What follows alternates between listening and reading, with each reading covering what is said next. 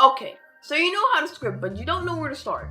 You open up a script and already feel lost, having absolutely no idea what to do.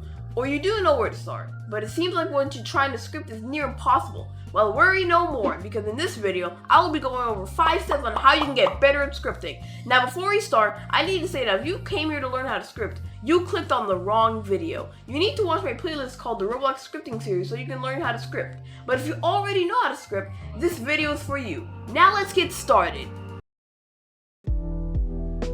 So the first step to get better at scripting is to know what to script.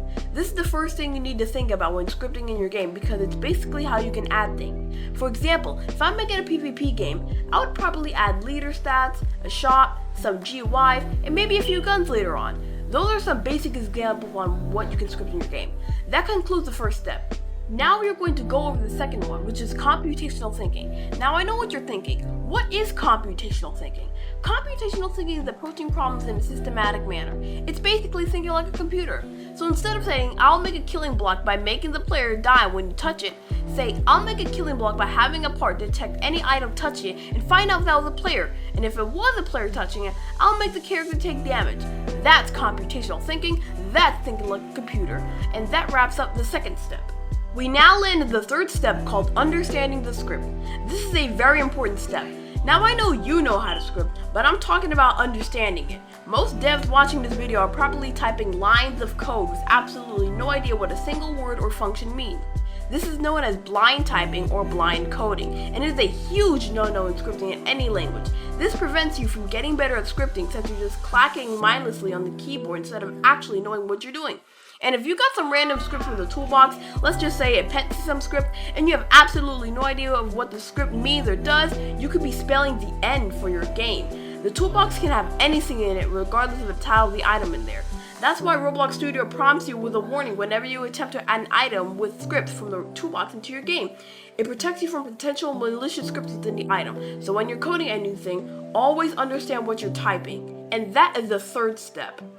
So the fourth step is practice. Experiment with code in your little sandbox so you can get consistent and better at scripting. There's also a small preview of what a function or event does. Just click on a function or event and it will not only tell you what it does, but what is expected and the different ways the function or event can be used for.